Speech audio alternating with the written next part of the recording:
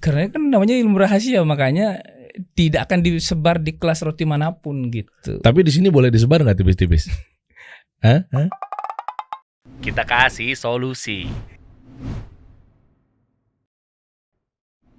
Chef Agus Jamhari. Masya Allah. Wah, ini chef kita nih kelas roti Jepang 15 juta, 8,5 juta, 350 juta. Iya. Ada yang mau, chef? Ada insyaallah. Wah, mantap. Banyak insyaallah. Banyak malah ya? Banyak insyaallah. Mantap.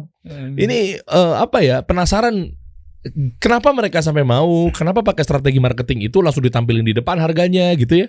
Iya. Nah, kita bahas nanti ya. Oh, boleh. Iya. Sampai kalau di bajunya ini namanya kalau baju chef apa ya? Nih saya kurang paham nih. Baju chef lah. Gitu aja udah. Iya. Baju chef itu ada 4 negara Iya. di sisi apa tuh? Kerahnya gitu ya? Iya. Indonesia, Singapura, Malaysia, dan Brunei. Iya.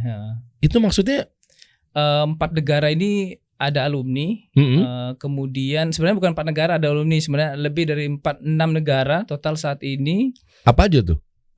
Di Amerika Serikat kita punya 1, kemudian di Australia juga ada, dengan yang 4 negara di Asia Tenggara ini gitu. Gimana ceritanya Tapi tuh? yang saya ajar, saya masuk langsung ke negaranya itu di Singapura sama Malaysia, termasuk Indonesia. Oh, jadi benar-benar terjun dan offline di sana. Iya, langsung offline di sana. Gitu. Afwan, majuan dikit, chef. Boleh. Nah, Iya. biar mantap nih suara ini. Masya Allah. Ini kita kupas nih bareng-bareng Iya, ya. boleh. Dan ada produk juga dari murid-murid. Oh, kemarin guys, gue nyobain roti yang sebetulnya rotinya itu adalah murid dari ente kan, chef? Iya, insya Allah. Wah, itu empuk banget yang strawberry, yang sosis. Itu roti Jepang begitu ya? Itu roti Jepang aslinya seperti itu. Jadi yang di Jepang aslinya gitu ya, dan halal kan, karena kebanyakan roti Jepang tuh sebenarnya kalau di negara asalnya sih nggak halal gitu. Grade-nya grade berapa yang kemarin antum kirimin? Kemarin tuh grade 1. Grade 1. Jadi lebih enak dari roti Jepang yang ada di Indonesia sebenarnya. Gitu. Apa lebih enak daripada roti Jepang yang dibikin di Jepangnya langsung? Karena belum pernah nyoba sana gitu, jadi anak belum bisa bilang gitu. Loh, taunya bikin kelas roti Jepang tapi belum pernah nyobain Jepang gimana? Caranya saya meneliti gitu. Anak meneliti toko-toko roti Jepang yang ada di Indonesia, saya bedah apa kira-kira resepnya, dan itu di riset selama belasan tahun dan keluarlah hasilnya sebagai kelas gitu. Oke. Makanya saya berani kasih garansi roti ini kalau nggak lebih enak dari yang di mall, uang kembali 100% gitu. Mantap.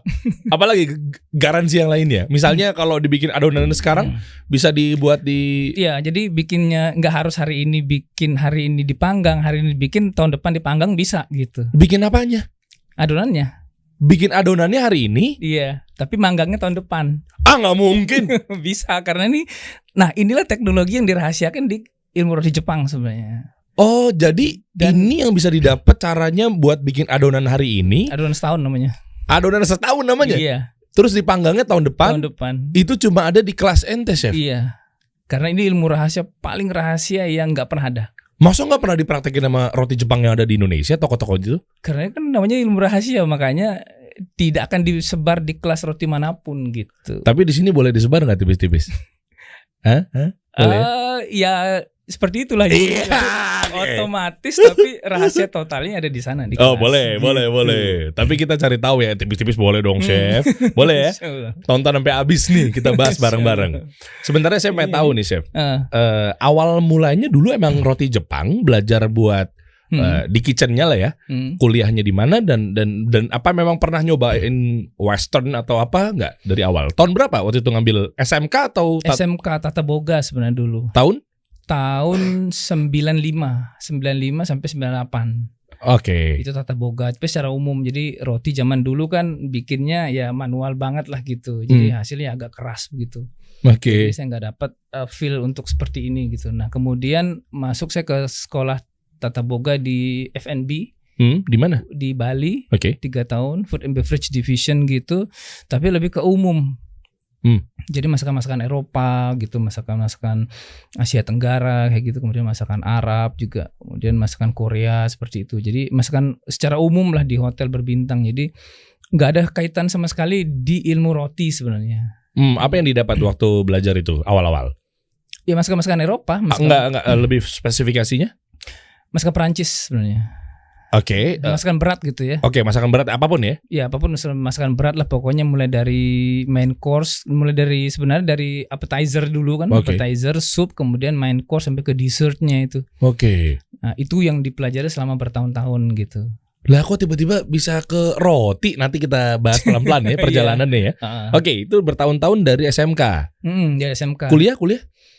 Ya kuliah itu di Bali itu, dan memang saya lebih banyak ke masakan-masakan Eropa gitu. Sempat buka restoran atau kerja di restoran untuk Eropa? Hotel berbintang, iya. Dulu. Hotel berbintang? Iya, di beberapa tempat dulu. Terakhir sebelum masuk ke perusahaan tepung. Oke. Kenapa ada kaitan ke roti nanti itu, sebelum masuk ke perusahaan tepung itu saya jadi semacam kepala dapur di salah satu resto di Bali gitu. Oke, urutannya gimana sih chef? Saya kan taunya cuma head chef, cook helper. Kalau kan itu kan istilah Perancis ya. Iya. Ya kan paling akhir itu adalah paling atas apa namanya? Saya lupa. Sebenarnya kalau yang teratas dari ilmu makanan ini itu sebenarnya chef de cuisine, sebenarnya bahasa Perancisnya. Cuisine. Nanti di bawahnya itu ada executive sous-chef, kemudian baru sous-chef. Sous-chef. Iya, sous-chef itu baru nanti ada kepala bagian chef de partie namanya. Nanti kemudian di bawahnya lagi asistennya namanya demi chef de partie. Oke. Baru juru masak tuh komi 1, 2, 3. Gitu. Oh gitu. Itu yang terendahnya. Nanti di hotel itu spesialisnya beda-beda, nanti ada yang masakan Perancis khusus sendiri, masakan Indonesia sendiri, Jepang sendiri kayak gitu. Nah, nggak bisa secara umum semua. Jadi masakan dunia masakannya seperti dunia kedokteran. Oke. Ada spesialisnya gitu. Oke. Nah, ini ngomongin Jepang nih, saya punya partner. Ada restoran kan di Kemang. Iya. Nanti main-main ke sana, chef. Insya Allah. Iya kan, restoran terkilek itu tuh Kalkun. Chefnya ini dia sous chef ya. Saya lupa tadi disebutin itu di Kitsune. Kitsune SCBD tuh. Oh, iya kenal. Iya itu, dia di situ. Nah, jadi ke Kemang dia di situ ya as a founders gitu. Gitu pokoknya. Nah, makanya harusnya dia duduk juga di sini. Tapi kayaknya ilmu ente lebih banyak ya. Ya nggak Andri? Urusan roti. Kalau sama saya harus angkat tangan sekarang, karena sudah lama nggak bikin gitu. Kan ibaratnya ilmunya sedikit memudar gitu. Oke. Nah, ini lanjut ya. Iya. Lalu kenapa Bali? Kan lama di Bandung, bener kan? Iya, jadi jadi setelah SMKK itu saya lulus masuk di Bali karena itu orang tua minta ke sana karena pusat pariwisata di sana. Kalau mau nimba ilmu tentang kuliner ya ke sana gitu. Jadi saya masuk sana 3 tahun gitu. Oke, di hotel-hotel sana tuh ya? Iya, hotel apa aja? Boleh disebutin nggak? Grand Hyatt pernah, yang di Nusa Dua, kemudian Bali Hyatt yang di Sanur, kemudian Le Méridien yang di Tanah Lot dulu. Sama beberapa yang kecil-kecil lah di sana. Itu kayak Patra Jasa dulu yang dekat airport itu. Oke, itu sebagai apa di sana-sana? Saya komi dulu, komi kan yang terendah dulu. Komi gitu, jadi belum naik yang ke atas. Jadi kadang kita masih baru-baru lulus kan, jadi nggak mungkin langsung ke atas. Gitu. Jadi itu bedanya lulusan di sini sama di luar negeri. Apa? Kalau lulusan dari luar negeri, misalkan dari CIA gitu, di Culinary Institute of America, itu kalau langsung ke sini dia langsung executive chef. Loh kok bisa? Iya, karena lulusan luar negeri beda dia ininya. Gengsinya lah gitu, keilmuannya mungkin ya beda dengan kalau di kita di sini harus mulai dari bawah gitu, nggak bisa langsung naik ke atas gitu. Tapi ada sisi positifnya juga ya, artinya kalau di Indonesia jadi lebih detailingnya lebih ajib tuh. Ya lebih ini, nanti tinggal mau masuk ke jurusan mana lagi. Dan di hotel ini kan kita nggak bisa menguasai semua bidang. Nanti tinggal setelah di rolling ke semua departemen di kitchen itu, kita tinggal milih mau mengambil fokus kemana nanti gitu. Depannya gitu sebagai chef apa gitu. Oke. Terus di Bali, abis dari Bali ke? Setelah dari Bali itu saya langsung ke Jakarta waktu itu, masuk ke perusahaan tepung. Jadi lompatnya agak jauh beda gitu. Oh, kenapa ninggalin Western terus Eropa dan karena kalau di Bali kita kan harus berhadapan dengan yang namanya sesuatu yang nggak halal dalam Islam gitu kan. Kalau di makanan kan pasti megang itu gitu loh, yang haram-haram itu. Kalau nggak bahan bakunya haram atau ada campuran minuman keras di makanan itu. Itu udah biasa gitu kita megang. Jadi kalau pas mau wudu itu ya harus itu pakai tanah dulu gitu kan.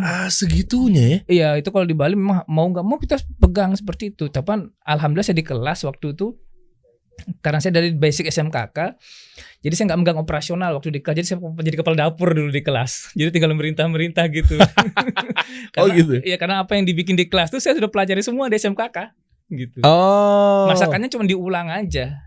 Oke. Di level manajerialnya gitu. Tapi untuk operasional saya udah menguasai semua. Nah, yang saya perintah ini kan dari lulusan SMA yang dia baru masuk ke akademi gitu. Oke. Gitu. Makanya saya nggak megang. Tapi kalau di hotel mau nggak mau tuh kepaksa harus megang gitu. Harus megang, iya. Daging babi gitu. Wah. Itu. Kalaupun daging yang sapi pasti ada campuran sticknya tuh kayak minuman keras, red wine kayak gitu. Itu udah pasti kayak gitu ya? Kebanyakannya kalau di hotel berbintang yang dulu ya, nggak tahu yang sekarang nih. Oh ternyata kirain cuma stigma doang. Itu beneran ada eksekusinya begitu? Karena apalagi yang bikin flambe gitu, apinya nyala langsung begitu tuh. Oh itu mah pasti ada alkoholnya ya? Pasti ada alkoholnya. Oh saya ngiranya itu mentega. Bukan, nggak bisa. Kalau mentega gosong dia. Kalau mentega gosong. Kalau minuman keras ini kan dia ada efek nyala ngebakar, terus katanya itu bikin enak sticknya gitu. Oh emang segitunya? Iya. Oh gitu. Itu efek minuman keras di situ. Kemudian saya kan akhirnya mau nggak mau keluar tuh dari situ, masuk ke dunia pastry dulu namanya. Pastry di Bali juga hotel bintang 4. Ternyata nasibnya 11-12. Jadi di dunia pastry ini sendiri minuman keras itu udah biasa masuk ke dalam cake. Hampir bisa dibilang setengahnya lah. Roomnya itu bukan? Ya rum salah satu itu. Satu. Rum itu kan minuman kerasnya kan karena saya dulu pernah di bar, jadi tahu betul minuman keras yang 5 jenis itu yang paling besarnya kan termasuk dari pertama dari bir, yang kedua wine, yang ketiga spirit, keempat liqueur. Satu saya lagi lupa satu lagi. Jadi ini ada 5 jenis dan dari 5 jenis itu berkembang gitu. Oke. Nah, rum ini cuma salah satu. Red wine kan wine masuk ke situ, kemudian ke liqueur juga ada masuk ke dalam makanan gitu loh. Jadi kadar alkoholnya bervariasi gitu.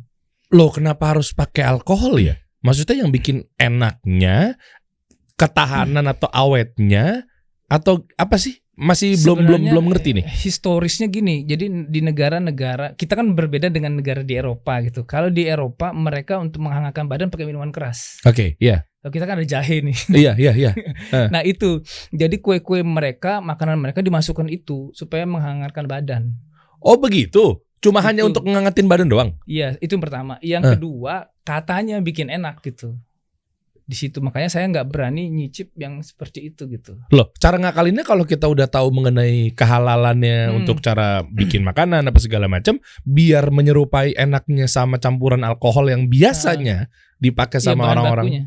Tinggal bahan bakunya. Gimana cara ininya? Miripinnya? Jadi kadang-kadang di hotel itu karena yang chef pastry dengan chef Eropa ini kan biasanya chef luar tuh, chef Prancis biasanya. Mereka yang jadi pucuk pimpinan di dapur hotel berbintang gitu loh. Jadi resep versi mereka dibawa ke sini. Gitu. Iya. Maksud saya gimana caranya nyamain sama yang tingkat kadar kan ada alkohol, rum dan lain-lain itulah ya. Itu kan beginilah rasanya. Terus tanpa ini bahan baku ini, ingredients ini, gimana caranya untuk menyamakan gitu loh. Sementara kita harus pakai bahan-bahan halal. Kalau kita paling dari sisi aroma aja bisa menang, mungkin bisa diakalin pakai perisa gitu. Cuman kita kan sekarang udah nggak boleh total sama sekali gitu. Apanya? Pakai perisa yang perisa rum kayak gitu kan? Kan ada yang perisanya. Iya pakai perisa halal kan ya? Perisa halal, cuman kalau didesain mirip kan juga nggak boleh sebenarnya kata Ustadz gitu. Oh iya takutnya mengingatkan kepada gitu ya. Gitu. Jadi pilihannya sekarang memang kita tinggal menyadarkan konsumen aja. Itu. Jadi kita sebenarnya kan kita yang mengatur pasar sebenarnya. Bukan pasar mengatur kita sebenarnya. Dimanapun namanya produsen ini kan produsen yang bikin loh produk seperti ini begini mereka akan mencuci otak customer dan customer percaya gitu. Iya. Jadi terserah kita sekarang kita mau pakai atau enggak kan terserah kita gitu. Enggak ada itunya. Iya, ini intermezzo dikit ya. Ada loh di Blok M. Mungkin saya nggak bisa nyebutin namanya lah. Ada kok di Blok M itu ada satu cafe khusus minuman. Ada di kalau teman-teman tahu M Block lah ya. Nah, itu minumannya mirip-mirip minuman keras, mabuk-mabuan istilahnya. Jadi gitu. tapi pakai jahe, pakai afwan, apa namanya?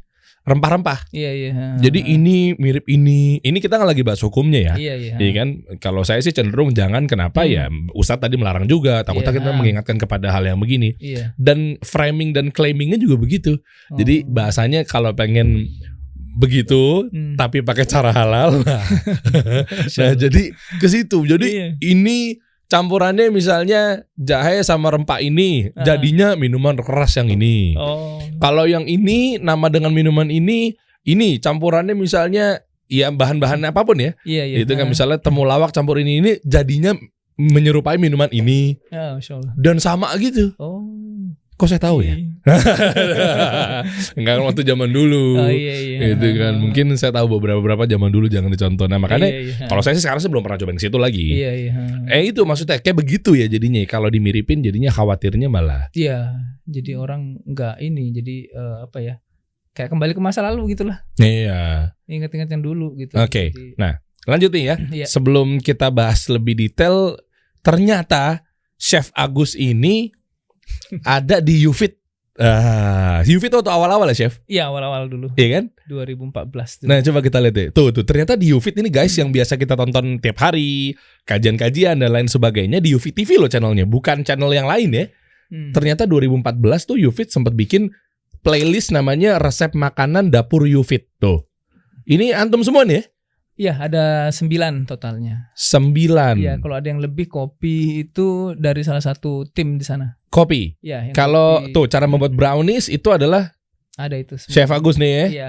Choco chip, terus krim karamel, butter cake. Iya, donat juga. Oh gitu. Itu teh tarik juga ada. Oh, teh tarik ada juga. Oh, lengkap ya. Kenapa YouFit sempat bikin channel masakan ya di channelnya YouFit TV? Ada permintaan dulu, jadi mungkin biasa ada umahat yang masak gitu, cobalah tampilkan chef yang bisa masak gitu, yang mungkin dari kalangan yang udah ngaji gitu. Oke. Antum ngaji dari tahun 2006. 2006. Mantap, makanya jenggot saya belum bisa ngalahin beliau guys. udah dari 2006 jenggotnya udah nemu duluan, udah dipanjangin duluan. Iya. Tapi nggak boleh kerja lagi di perusahaan. Oh, nggak bisa kerja lagi? Nggak bisa karena dianggap dosa besar gitu kalau di perusahaan, apalagi multinasional. Saya dulu pernah kerja di perusahaan multinasional. Jadi perusahaan berpusat di Denmark dengan 200-an cabang di seluruh dunia gitu. Jadi itu perusahaan tepung dan ya saya kerja di situ. Setelah masuk ke sana sudah setahun, sudah dapat ya hidayah gitu, akhirnya panjangin jenggot gini langsung udah dianggap teroris. Serius? Iya. Jadi manajernya langsung, ya manajer vice presidennya bilang welcome Osama bin Laden, dia bilang. Welcome Osama bin Laden. Hey, Anda langsung begitu-begitu aja. Siapa namanya? Wela. Di hotel apa? Bukan di hotel dulu tuh, di perusahaan tepung. Oh, perusahaan tepung. Iya. Boleh disebutin namanya nggak? Kan bukan orang yang ngomong begitu. Mungkin bercanda juga kali. Iya, mungkin bercanda sih, biasa sih teman-teman kayak gitu. Oke, sampai segitu stigmanya ya? Iya, mereka ya mungkin waktu itu kan zaman masih baru mengenal sunnah juga mungkin ya di Indonesia juga gitu kan, belum terlalu ramai gitu loh. Jadi kajian-kajian sunnah tuh baru masuk gitu. Oh, jadi Ustadz Yazid, Ustadz Abdul Hakim awal-awal kali ya, tuh, yang mendobrak ke sini pertama-tama tuh ya. Jadi mungkin masih berat waktu itu. Jadi saya terpaksa harus mengundurkan diri dan mulai usaha ketika itu. Oke, bentar. Sebelum cerita tentang mengundurkan diri, artinya memang dari sana tidak boleh berjenggot ya? Ya. Emang itu suatu kewajiban? Nggak tertulis memang, tapi semacam peraturan umum gitu. Lah emang di luar negeri nggak ada chef yang? Banyak sebenarnya sih, cuman kan kalau di Indonesia kan langka gitu di seperti itu gitu. Ya saya lihat video-videonya banyak yang berewok juga. Banyak yang sekelas Michelin 5 star pun banyak gitu. Nah, restoran-restoran terkenal mereka nggak ada masalah gitu. Cuman kita ini mungkin karena diperburuk dengan berita-berita yang nggak bener itu, jadi akhirnya orang sudah takut duluan, belum kenal juga gitu. Nah, itu, jadi dari situ memutuskan udah nggak mungkin lagi bisa kerja di hotel. Nggak mungkin lagi. Jadi di perusahaan pun saya juga nggak mungkin, karena saya juga pernah ngelamar kerja setelah keluar dari perusahaan tadi itu ke semua perusahaan multinasional yang itu perusahaan bahan baku makanan, semua nolak. Bukan dari sisi skill. Kalau skill waktu dites sama mereka lulus. tapi groomingnya nggak masuk gitu. Oh, dan sementara menjaga agama sehingga disuruh cukur pun nggak boleh gitu. Jadi saya nggak ini gitu. Nggak mau, udah lebih baik nggak usah ambil gitu. Nggak usah ambil gitu. Tapi kan cuannya baik, Chef. Cukur dikit lah. Betul, tapi kan nanti kalau kita mati habis cerita gitu. Mantap. Saya cuma tes nih. Di sana mau jawab apa kita gitu. Oh iya. Tapi kan bisa numbuh lagi, Chef.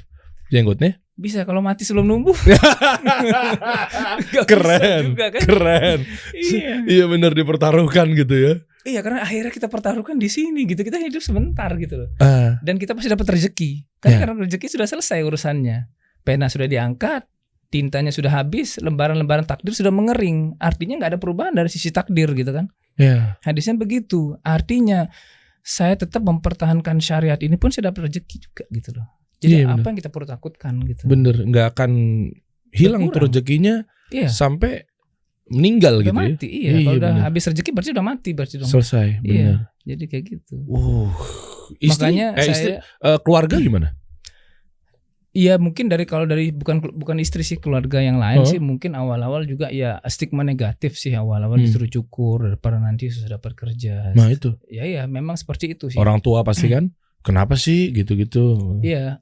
Jadi ya memang menyayangkan gitu. Cuman kita kan punya prinsip yang harus kita pertahankan sampai mati gitu loh.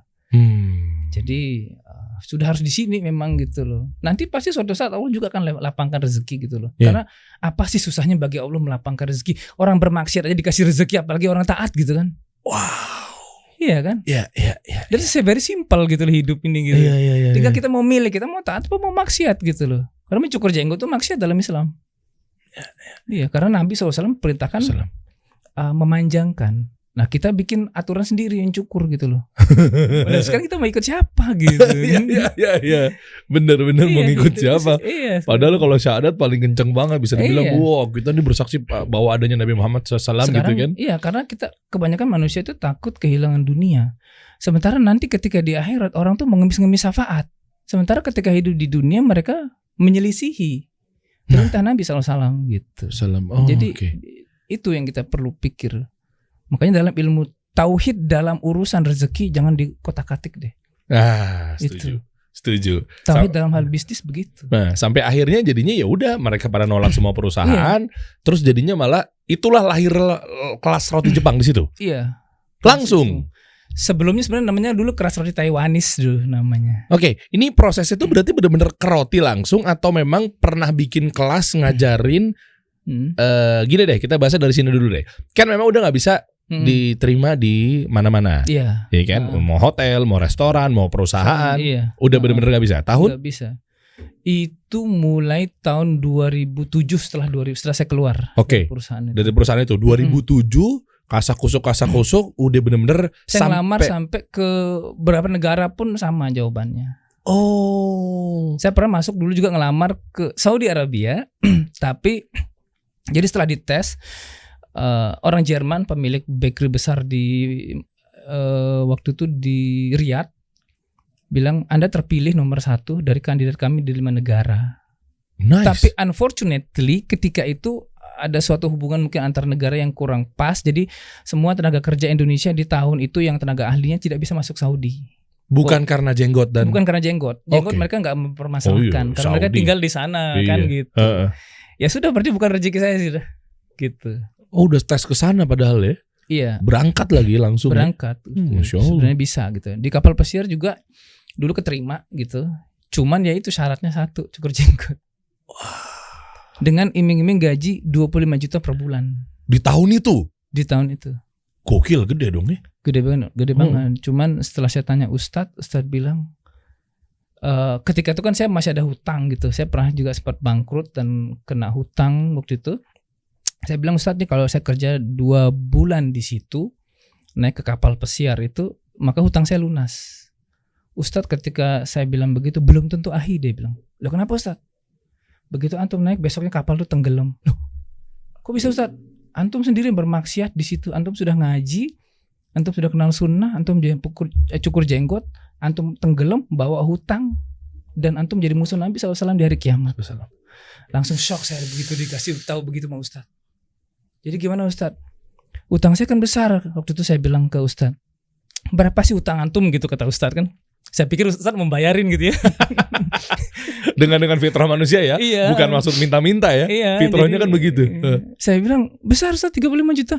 La ilaha illallah, 35 juta di sisi Allah sangat kecil ahi. Dia bilang, Allah akan bayar, hatta antum punya hutang tuh miliaran, Allah akan bayar ahi. Tapi antum tidak boleh sekalipun antum cukur jenggot. Benar Ustadz. Pegang aja kata-kata saya, insya Allah hutang antum Allah segera lunasi. Tapi jangan sekalipun antum cukur jenggot demi mendapatkan dunia untuk ngelamar kerja gitu. Ya sudah, saya ikuti kata Ustadz. Dan Masya Allah 2 bulan kemudian hutang itu lunas. Kenapa? Saya waktu itu dipanggil ke Malaysia dan Singapura mengajar selama 1 bulan di 4 negara bagian di sana gitu. Oh, berkali-kali lipat tuh langsung ya. Jadi alhamdulillah lunas ketika itu. Baru 2 bulan Ustadz telepon itu. Jadi di situ saya semakin yakin, ya Allah benar ya, orang taat, orang maksiat aja dikasih rezeki, apalagi orang taat gitu loh. Iya, apa susahnya bagi Allah melapangkan rezeki setiap manusia. Orang hatta kan di hadisnya itu dikatakan kalau seandainya manusia dari awal zaman Nabi Adam sampai akhir zaman, manusia dan jin berkumpul di satu tempat dan semua minta, Allah akan kabulkan dan tidak mengurangi 1 titik. Seperti jarum yang dimasukkan ke air diangkat. Nah, itu yang diperlukan manusia dari zaman dulu sampai hari ini, sampai hari kiamat gitu loh. Dan Allah tidak mengurangi sedikit pun dari harta Allah gitu. Perbendaharaan di sisi Allah. Jadi apa yang kita takutkan di dunia ini gitu. Wah, ini itu branding sih. Ngomongin soal utang juga begitu, Chef. Itu amalannya apa yang waktu itu antum jalankan? Kalau Ana waktu itu 160 juta ditagih mau dilaporin polisi. Ana udah beberapa share juga sih ya di beberapa video mungkin. Tapi nggak apa-apa buat teman-teman yang baru nonton sekarang itu. 160 juta hampir mau dipolisikan, mau diadu pengacara sana sama pengacara sini. Dan luar biasanya ternyata Ana buka satu video yang waktu itu ketemunya Ustaz Syafiq Basalama menjelaskan doa melunasi hutang. Dengan polos saja Ana hafalin, Ana amalkan dan lain-lainnya, tentunya dengan adab-adab doa yang benar yang Rasulullah SAW sampaikan gitu kan. Nggak nyampe 30 hari lah genap. Masya Allah. Lunas tuh. Masya Allah. Allahumma kfini bihalalik an haramik wa aghnini bifadlika aman siwak. Itu tuh. Itu terus tuh. Makanya sampai sekarang masih hafal. Luar biasa ya ternyata ya. Kalau menjalankan sunnah, doa-doa yang sesuai dengan yang sunnah Rasul sampaikan itu luar biasa. Betul. Jadi jadi istilahnya kita baca doa itu terus menerus di waktu-waktu yang diijabah doa, insya Allah. Dan jangan lari dari hutang. Karena kalau lari dari hutang, di sini bisa, di sana nggak bisa. Mau lari kemana lagi? Gitu. Bener. Iya. Karena kalau udah ditagih di sana sudah nggak ada lagi kecuali pahala dan dosa. Makanya manusia di hari kiamat ada yang kebanjiran dosa, ada yang kebanjiran pahala. Dia nggak pernah membunuh dapat dosa membunuh. Dia nggak pernah berzina dapat dosa zina. Jadi kenapa bisa terjadi? Dia nggak pernah durhaka sama orang tua, dia dapat dosa durhaka. Kenapa? Karena kezaliman di dunia dia itu tidak terbayar di dunia. Maka di sana dia habis, pahalanya diambil habis, tidak cukup, maka dosa orang dilempar di dia. Benar, itulah yang definisi dari bangkrut sesungguhnya. Iya, betul. Jadi seperti itu.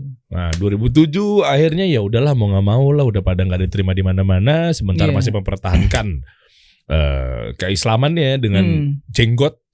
Sampai akhirnya di situ usaha sendiri. Usaha sendiri, jualan kaki lima, keliling jalan kaki di Bandung selama bertahun-tahun.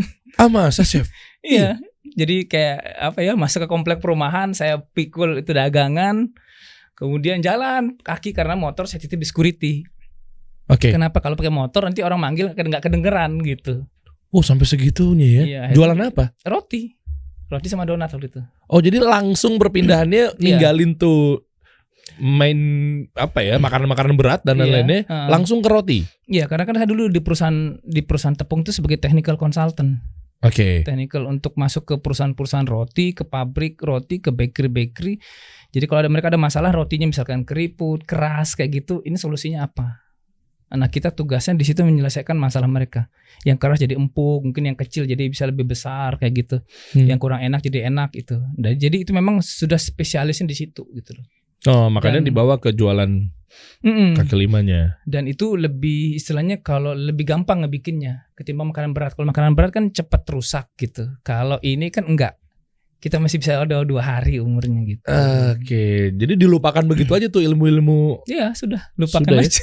Lupakan itu ada 2 versi nih pertanyaannya. Apakah memang karena sakit hati atau karena memang melihat peluang market yang dan tadi ya mungkin mudah karena roti apa segala macam atau seperti apa? Mungkin sakit hatinya udah lama-lama di sini nggak ada yang mau terima gue gara-gara gue suruh cukur jenggot apa segala macam atau enggak sih sebenarnya. Jadi kita ngambil peluang market yang dimana kosong di situ. Jadi kan seorang yang namanya pengusaha itu kan nggak harus besar, pengusaha kecil juga kalau dia bisa membidik peluang apa yang akan terjadi kira-kira sekian tahun ke depan ini, dia bisa menang dalam persaingan gitu loh. Seperti halnya kayak misalkan Indomie ataupun teh botol sosro di tahun 70-an kan mereka membidik pasar ini kayaknya ke depan bakal rame nih. Mereka punya forecast seperti itu gitu loh. Meskipun dibully awalnya siapa sih mau beli teh botol gitu tahun itu kan gak kepikiran, apalagi Aqua gitu 2 botol. Siapa yang mau beli gitu kan, karena zaman air sudah melimpah gitu zaman itu. Bener. Tapi mereka tetap jalan dengan visinya, dengan misinya gitu dan melupakan orang yang membuli gitu. Nah, jadi saya masuk ke sini karena yang ini kosong pasarnya sebenarnya. Oke. Jualan si roti itu awalnya. Iya, jualan roti itu. Nah, roti apa keliling donat-donat yang SD gitu, donat-donat kampung gitu? Ya, atau di Bandung? Iya, di Bandung ya. Jadi yang seperti itu cuman rasanya yang lebih enak gitu. Oke, pengen tahu dong kisahnya dong. Berdarah-darahnya sampai akhirnya sekarang kan nanti kita bahas satu-satu ya. Nah, sampai akhirnya udah punya bocorannya 700-an siswa atau murid ya. Iya, yang KRJ sendiri. Kelas roti Jepang 700 dengan rata-rata yang di Indonesia. Ya, Indonesia dong 700. Iya. Bukan seluruhnya. Bukan, kalau seluruhnya mungkin 5.000-an ada. 5.000? Iya. Kita gunakan kalkulator saya seperti biasa. Mau yang rata-rata mana nih chef yang ente punya kelas? Berapa? Ada yang 8,5 juta? Ada yang 8,5.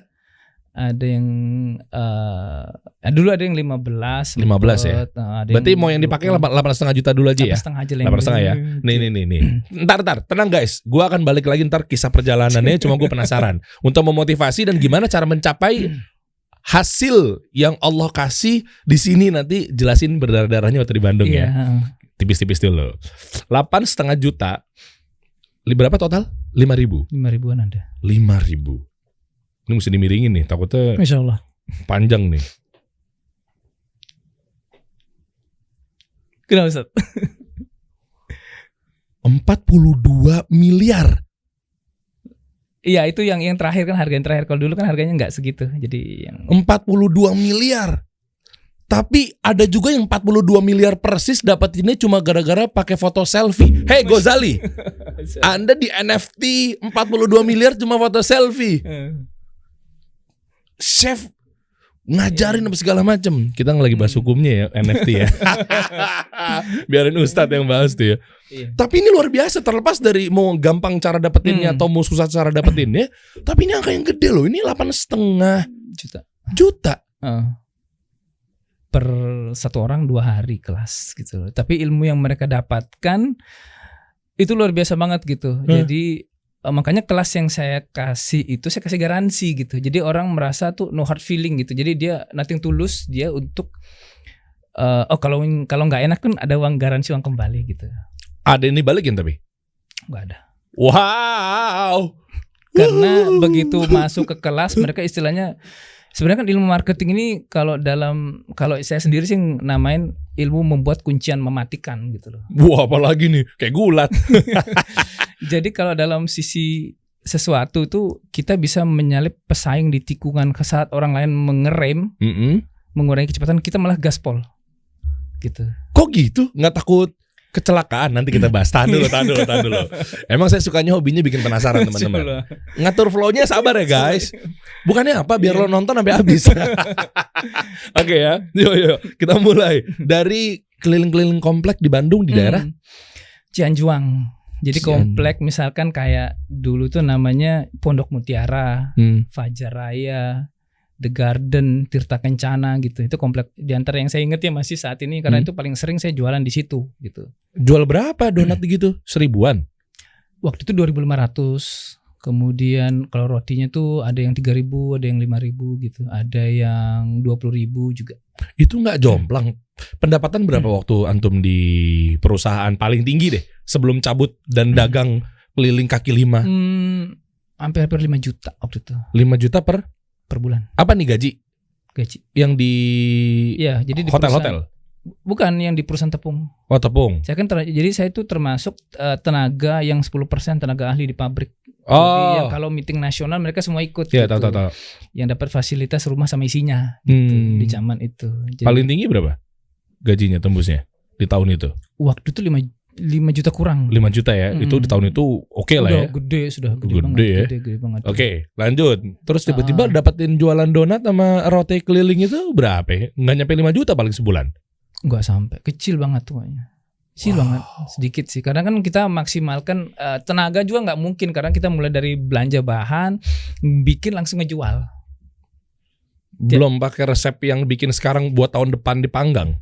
Belum, waktu itu kan riset belum selesai. Oh. Jadi saya dapat ilmu risetnya, istilahnya forensik di bidang roti itu sebenarnya di perusahaan tepung.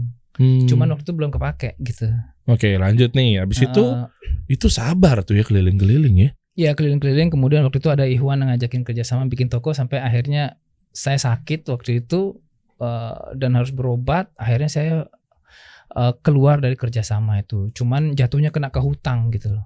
Ya, emang akadnya begitu? Bukan, sebenarnya akadnya waktu itu mudah robah kan sebenarnya. Cuman mudah robahnya nggak jelas. Tanggung bersama kalau memang akad bisnis hancur ya bersama mudah robah. Cuman karena saya waktu itu di bawah tekanan, karena Ikhwan ini pernah memenjarakan 2 orang sebelum saya karena bawa kabur uang gitu kerjasama. Saya bilang saya nggak akan bawa kabur uang. Bagi saya track record itu nomor 1. Nama baik itu saya nomor 1, saya pasti lunasin. Cuman saya minta keringanan tiap bulan saya cicil gitu. Akhirnya saya cicil gitu tiap bulan gitu. Wah, kalau udah ngomongin utang, waduh merinding sih emang sih. Memang ya 2 tahunan sih sebenarnya untuk ngebayar utang ini, sampai terakhir 2 bulan sebelum utang lunas tuh saya dapat kerjaan di kapal pesiar di Amerika Serikat itu. Cuman Ustadz bilang kan jangan masuk ke situ. Aduh, akhirnya singkat tuh cerita tuh kelar tuh keliling-keliling tuh. Akhirnya keliling berapa lama? Berapa tahun? Bulan? Dari 2007 awal sampai 2010 akhir. 3 tahun. Iya. Jualan keliling ke sekolah juga gitu. Pernah ke sekolah, masuk SD, SMP, SMA Katolik sampai ke universitas gitu. Jadi nitipin gitu. Kadang kalau sudah baliknya setengah itu sudah nggak ada untung gitu. Hah, mesti habis dong. Iya, jadi idealnya tuh balik cuma 1. Kalau naruh 10 balik cuma 1, itu baru untung. Kalau balik 2 udah nggak ada untung. Oh, karena marginnya tipis banget ya. Iya, karena nggak ada yang ngajarin waktu itu saya tentang ilmu strategi marketing, kan psikologi apa segala, saya nggak pernah ini. Jadi sesudah bangkrut seperti itu kan, jadi teman waktu itu sempat ngeminjemin buku ilmu marketing Pak Renal Kasali. Masya Allah. Dari situ saya baca, oh ternyata ini Indonesia gitu loh. Nah di situ saya berubah mindset. Apa? Untuk ngejual yang harga tinggi. Nah, oke. Dari situ titik baliknya, jadi saya ngajar kelas juga dari awal. Ngajar kelas setelah jualan itu langsung memang tinggi harganya gitu. Tapi kan marketnya beda-beda, Chef. Nggak harus kena dijual tinggi pun juga ada aja yang nggak mau, nggak ambil. Iya, ya betul. Dong. Artinya kita kan sebenarnya harus istilahnya ya legowo. Iya. Kita bagi rezeki deh, yang murah lu yang ambil deh. Iya. Lu yang ambil kelas atas aja. Bener. Dan saya pernah bilang juga ke beberapa kelas saya tuh, untuk kelas bisnis sama digital marketing, harga berbanding lurus sama persepsi kan. Kalau kita mau jual tinggi, persepsi Anda ya juga harus diatur. Mungkin kontennya jangan terlihat bahwa persepsinya menengah ke bawah, kelihatannya kontennya nggak proper, nggak maksimal, hasil produknya juga kurang berkualitas misalnya, tapi jualnya malah tinggi. Nah itu kan nggak berbanding lurus sama persepsinya. Iya, sebenarnya sih dari mindset pertama. Iya. Mindset ini, kalau mindset kita miskin ya nggak bisa jual. Kalau kita pengen istilahnya menjual ke kelas atas, maka mindset kita harus mindset orang kaya. Iya. Itu karena mindset ini kan doa, mindset ini persangkaan.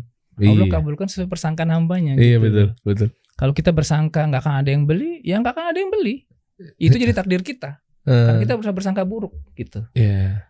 Nah di manapun saya ngajar itu sama. Di Malaysia, di Singapura harga kelas itu memang 4 kali lipat dari chef lokal yang ngajar gitu. Dan masuk, kok bisa gitu, makanya orang di sana heran gitu. Chef kok bisa kita ngejual 100 ringgit aja kok setengah mati harga kelas. Chef ngajar 1.200 ringgit. Sementara chef lokal ngajar 300 ringgit waktu itu. Wow, berperangnya sama lokal lagi. Terus gimana? Ya alhamdulillah, jadi mereka ini kan ada sisi strateginya gitu loh. Jadi buku-buku yang saya baca itu ya saya nggak tahu gimana tapi saya terapkan coba gitu loh. All by feeling gitu loh. Karena kita rasio kadang-kadang nggak masuk gitu. Jadi kita ngejual kalau orang lain misalkan alumni kan saya suruh ngajar. Jadi mereka dapat ilmu dari saya, mereka boleh ngajar. Di saat kalau kelas lain nggak boleh, mereka akan katakan awas kalau ngajar saya tutup di akhirat. Setuju, bener. Banyak yang seperti itu, tapi saya justru saya support alumni ngajar. Kenapa? Kalau alumni ngajar satu, mereka balik modal. Iya. Kan? Yang kedua saya dapat pahala, kan itu bermanfaat. Oh iya kan? Memang banyak pertanyaan, Chef apa nggak takut nih?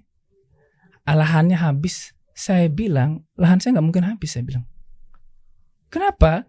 Kita kalau kita mau bikin perhitungan gitu, saya ngajar katakanlah kalau satu kali kelas itu maksimal 26 orang, dikalikan seminggu tuh dalam sebulan 4 kali, dikalikan selama setahun, dikalikan anggapnya 30 tahun lagi saya hidup, saya bilang itu tidak ada 1% dari penduduk Indonesia loh, apalagi penduduk dunia. Iya.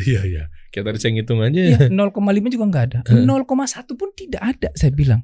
Apa ini kita mau perebutkan? Terus saling tuntut-tuntutan di akhiran, saya bilang nggak level lah, kita bilang itu berebut urusan dunia, saya bilang gitu loh.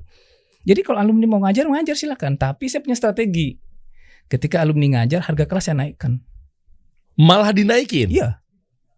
Di zaman pandemi ini saya naikkan harga. Karena biar terpisah sama marketnya si alumni. Satu itu, yang kedua menjaga prestise orang, gitu.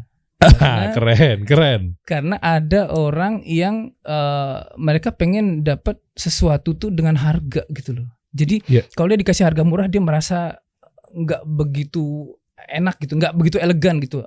Karena di Indonesia ini banyak orang yang tidak bahagia dikasih harga murah. Setuju banget, bos. Banyak banget. Jadi mereka bahagia ketika dapat harga mahal karena mereka sepadan dengan apa yang dia dapat dengan harga yang dia bayar gitu.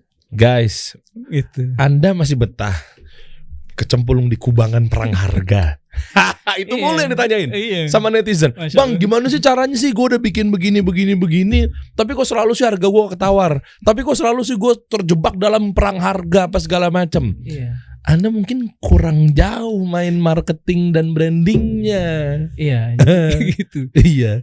Jadi itu yang ditonjolkan sebenarnya kan ke kualitas gitu. Dan apalagi kita bikin ada garansi uang kembali.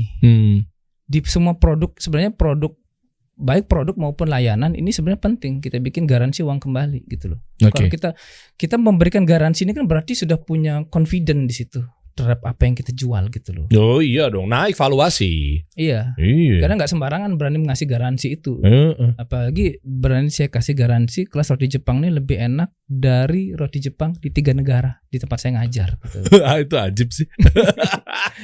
Gitu. Masya Allah. Kan alumni sudah buktikan gitu loh. Berapa totalnya tadi 5.000-an nih? Dan ini produk-produk alumni ya? Iya, ini produk-produk alumni semua. Mantap, ntar saya ceritain deh. Kemarin dikirimin sama Chef Agus nih. Ajib. Masya Allah. Bini gue demen banget tuh. Banyak banget dikirimin kemarin 4 kotak ya? Iya, itu sebenarnya itu alumni yang nol, tidak punya basic dibilang roti. Masa bisa begitu jadinya? Bisa. Karena asal dengan satu syarat, ilmunya dikasih semua. Jangan ada rahasia di antara kita gitu loh. Mantap. Sabar. Ini tadi malah kepotong tuh lagi cerita perjalanan nih. Saya mau tahu lebih detail. Nanti kita bahas lebih lanjut mengenai kelasnya ya. Iya, Oke, terus balik dikit aja bentar guys. Lebih kepada keliling-keliling 3 tahun terus tiba-tiba kepikiran buka kelasnya itu loh. Tadi kan masukin ke sekolah, untung tipis. Kalau balik ke setengah itu udah pasti bangkrut. Hatta 1 balik udah deg-degan besok modalnya gimana, muternya apa segala macem gitu. Iya. Ya terus? Ya udah, jadi dari situ kemudian saudara sebenarnya kakak saya sendiri ngasih ide gitu. Cobalah ngajar, mungkin dia bisa fasilitasi mungkin atau bikin buku lah minimal. Bikin buku jadi ditaruh di Gramedia misalkan gitu kan bisa seperti itu. Oh ya saya mungkin makanya bagus juga gitu. Nah dari situ mulai kepikiran gitu. Oke. Kayaknya bagus juga nih idenya gitu. Iya, tapi gini Chef kan kita mau ngajar kan harus punya kredibilitas, harus punya privilege. Iya. Iya kan? Nah artinya dengan jualan keliling tanpa mendiskriminasi apa-apa ya. Iya. Oke. Keliling itu kan ngajarnya di mana letak kredibilitas dan valuasi diri kita. Sementara kita ngajar, lu aja balik setengah aja masih deg-degan gitu. Hah? Iya. Itu gimana? Jadi namanya kalau kita nggak pernah hadir di publik, orang nggak akan percaya gitu loh. Siapa lu gitu kan? Jadi ya harus berani nyoba pertama kali untuk datang. Ya meskipun ada trial and error dulu dan harganya juga nggak kayak sekarang. Jadi awal-awal masih murah banget gitu. Berarti bangun personal branding dulu di Instagram. Belum ada Instagram zaman tuh. Lah terus gimana cara ngangkat persona diri? Waktu saya sendiri belum pakai Facebook juga. Kan tahun-tahun itu kan baru-baru awal mereka keluar. Jadi lewat Yahoo Messenger. Yahoo Messenger dari grup-grup milis itu. Di Yahoo itu salah satunya grupnya itu waktu itu Bangomania. Kan zaman tuh masih ada. Apa tuh? Jadi grup kuliner yang memang biasanya orang-orang yang terjun di kuliner di situ. Yang bisa suka wisata kuliner kan zaman tuh lagi marak gitu. Jadi saya ngelepas iklan di situ. Berapa satu iklan? Waktu itu kan gratis waktu itu. Belum ada bayar kita. Oh, ini angkatan Yahoo Messenger sama MSN ya? Ya MSN zaman awal-awal dulu. Gue sempat pakai lagi MSN 2008 ya MSN. Iya sebelum itu kan saya waktu itu 2007 lupa ya. 2000, sekitar itulah pokoknya. Jadi lewat Yahoo Messenger dengan ya grup milis gitu masuklah kita. Jadi mulai dikenal di Jakarta. Kalau posisi saya di Bandung. Nah, jadi ikutlah Yahoo itu, kemudian kita bikin kopdar istilahnya, jadi bikin kelas pertama di Jakarta waktu itu. Berapa pertama kali buka kelas ininya, siswanya, alumninya? 5 orang waktu itu. 5 orang, dengan harga berapa? Dengan harga 350.000. Oh, oke. Itu alhamdulillah diliput sama tabloid Lezat waktu itu. Oke. Jadi saya pernah masuk di Lezat, Saji, sama di waktu itu di tabloid Kontan. Angkatan antum siapa sih chefnya waktu itu? Rudy Khairuddin. Ya, selevel itulah dulu. Selevel ya? Iya, yang kayak gitulah dulu. Yang masih terkenal zaman itu kan. Bu Siska mah lebih senior lagi ya? Itu lebih senior lagi itu. Siska Suitomo. Iya, iya kan? Lebih senior. Pak Rudy juga sebenarnya udah lebih senior dari saya sebenarnya waktu itu. Rudy masih anak-anak gitu. Oh iya benar. Siapa lagi waktu itu sih chefnya tuh? Kalau yang di Jakarta tuh Pak Sahak pribadi dulu kalau untuk ibu-ibu biasanya. Saya nggak tahu tuh. Mungkin ibu saya tahu. Sekelas Chef Yongki gitu lah. Chef Yongki. Ya selevel gitu seperti itu. Tapi waktu itu saya juga karena belum dikenal, jadi sama event organizer-nya dulu diminta kalau bisa sama Pak Sahak ya tak undang gitu. Oh iya nggak apa-apa dah, karena kan saya belum dikenal gitu, siapa sih gitu kan. Oh jadi pansos. Iya. Waktu itu.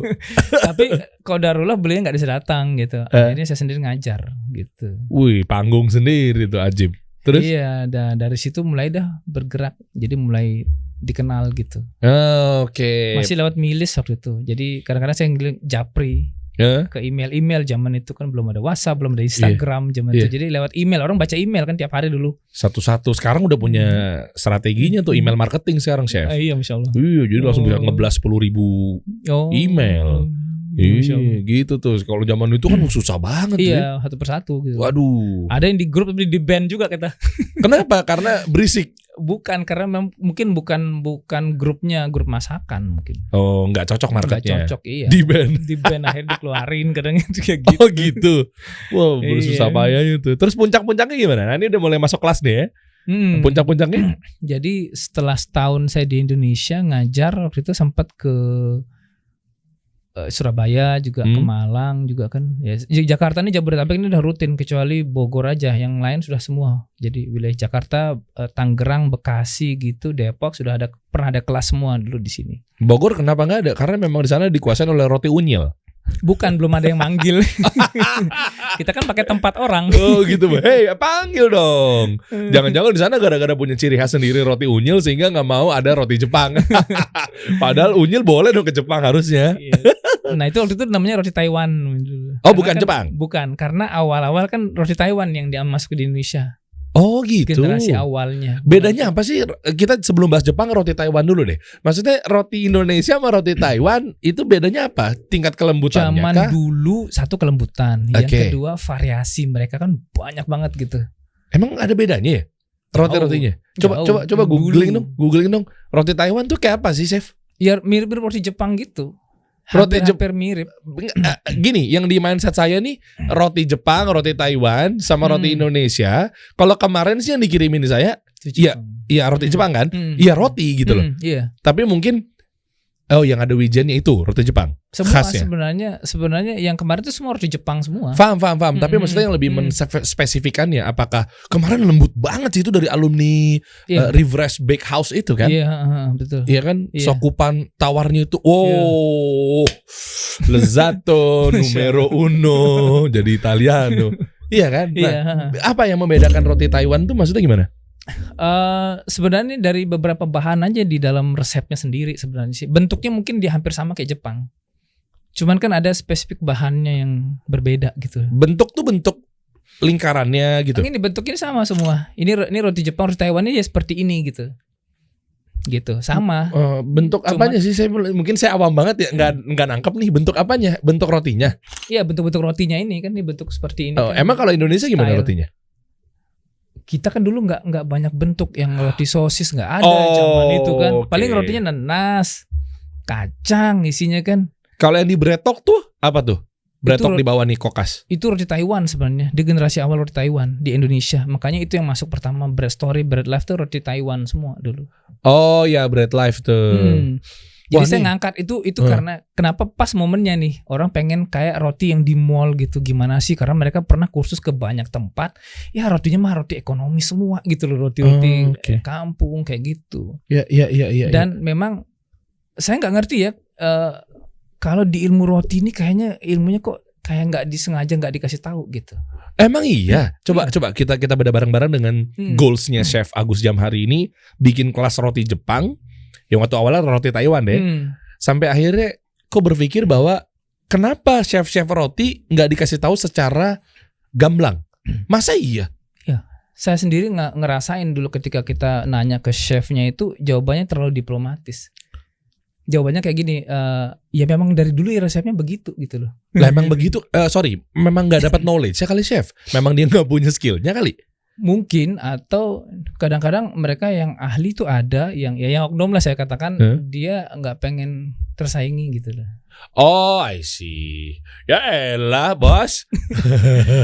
Ya itu perbedaannya juga. Makanya ketika termasuk di perusahaan tepung itu juga begitu. Jadi saya nggak bisa dapat apa sih sebenarnya rahasianya sebenarnya dibalik, kecuali saya bikin riset sendiri gitu. Oke. Loh tapi kan ketika dia nyimpen tuh resep kan gimana ya, niatnya mungkin nggak pengen tersaingi, tapi dia punya alumni, misalnya buat nih roti, dah. Tapi kan alumni ini nanti akan berjualan kan? Iya. Nah betul. Sementara si chef ini yang merahasiakan atau mendiplomatiskan bahasa narasi dan lain-lain itu kan pasti bawa portofolio dong. Contoh, saya portofolionya misalnya saya buka kelas Jepang, roti Jepang.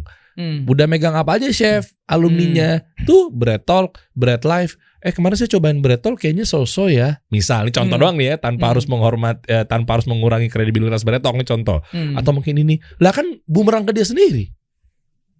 Iya, jadi apa ya? Dalam dunia chef ini sendiri sebenarnya mereka melepas sebenarnya. Jadi gini, mereka sendiri dalam kode etik seorang chef, alumninya nggak boleh dikasih tahu sebenarnya. Memang nggak ada tertulis seperti itu, tapi kenapa? Karena kalau misalkan, ini alumni saya ini merek ini, jadi merek besar gitu, orang jadi tahu gitu loh rahasianya. Oh nggak boleh begitu. Kalau nggak boleh. Oh beda nih. Ini mantap nih obrolannya dua arah nih. Maksudnya kalau di dunia saya, kami gitu ya, yang di agensi media digital marketing, justru kita malah dipublish. Kita pernah megang Grab. Kita pernah megang Nestle, kita pernah megang Le Mineral, Aqua dan lain-lainnya gitu kan. Itu kan suatu daya jual kan. Kalau di chef enggak kayak gitu? Enggak, beda. Jadi dia harus merahasiakan. Oh, karena kalau dunia di masakan ini kan sebenarnya persaingannya luar biasa sengit gitu loh. Sengit banget gitu. Sebenarnya sih hampir sama dengan yang lain, cuman mereka nggak pengen tersaingin gitu. Meskipun setelah saya belajar lebih dalam sih sebenarnya nggak gitu-gitu amat. Cuman bagi saya sendiri, alumni saya sendiri yang gede-gede itu udah banyak lah ya. Jadi yang di zaman pandemi ini mereka ada omset antara 2 sampai 4 miliar per tahun tuh sudah ada gitu. Wow, dari alumni. jualan roti. Tapi siapa mereka saya harus merahasiakan gitu loh. Kenapa? Karena para alumni kebanyakannya di atas 95% mereka tidak pengen diketahui jati diri mereka belajar kemana. Kenapa? Karena tidak ingin jadi ajang kelinci percobaan ngetes rasa orang mau ikut kelas. Oh, ngerti. Di situ dia. Iya. Makanya itu dirahasiakan. Kecuali beberapa yang saya publish di misalkan di IG saya itu memang minta dipromosiin gitu. Dan alhamdulillah bilang, wow saya beludak banget nih yang pesen nih setelah saya publish gitu. Loh, kayak kemarin misalnya saya dikirimin alumni antum tuh, boleh saya sebut? Boleh, nggak ada masalah. Tadi kesebut lagi Refresh Bakehouse. Nggak apa-apa karena itu memang mereka minta dipublish gitu loh. Buat daya value dan lain-lain. Value dia gitu. Jadi supaya diakui gitu bahwa ini loh alumni yang sukses gitu loh di Tangerang Selatan kayak gitu kan. Jadi saya sebut merek mereka atau beberapa alumni yang lain saya sebut masuk di IG saya tuh. Jadi kalau alumni minta dipromosikan saya akan promosikan gitu. Tapi emang lembut banget sih. Kemarin istri juga doyan banget lagi itu. Itu orang interior. Itu orang interior sebenarnya. Bisa bikin roti? Bisa. Berarti di kelas antum tuh bener-bener siapapun juga bisa belajar dari nol? Sangat bisa. Oke. Yang penting bisa baca tulis aja. Ya, betul. Jujur yang yang strawberry itu tuh, itu kan di Bread Life juga ada tuh. Iya. Yang apa sih namanya tuh yang ada cupnya tuh? Yang saya kemarin kalau bahasa Jepang itu Suturuberi Chizupang. Oh gitu. Ada di video ini belum saya edit nih. Saya kemarin sempat review tuh. Iya. Refresh Bakehouse itu. Itu diadu sama Bread Life karena jujur saya sebelumnya saya doyan roti. Oke. Ya, saya nggak ngerti lah resep-resepnya ya. Yang penting saya doyan roti. Ya, kan kelihatan dari postur badannya kan ya. Mengembang gitu. Nah, di Bread Life saya suka yang ente ajarin mengenai strawberry itu. Ya kan di Bread Life tuh kalau nggak salah blueberry itu dia. Oh, iya, apa strawberry juga lupa, pokoknya blueberry. Oke. Yes, ada blueberry juga. Iya, ya kan? Dengan konsep begitu, saya nggak bisa deskripsiin karena memang keterbatasan karena saya taunya makan doang. Intinya dia punya itu. Pas kemarin yang antum kirimin nih alumni nih, cobain dong, minta feedbacknya apa segala macam. Pas saya lihat yang itu, lah ini Bread Life nih, pengen tahu nih, walaupun mungkin nggak mirip ya, di Bread Life sih nggak ada cupnya sih. Oke. Saya cobain tuh yang tengah-tengah keju. Wah, ajib, diadu sih. Ini kalau Bread Life karena memang untung lo nggak endorse, harusnya lo endorse gue selamatin lo Bread Life. Karena lo nggak endorse gue bilang gue pilih Refresh. Iya. Itu makanya dari situ ke garansi. Makanya ketika ada orang join kelas, Pak, saya pengen ngerasain nih di Jakarta di mana sih tempatnya atau di kota-kota lain gitu.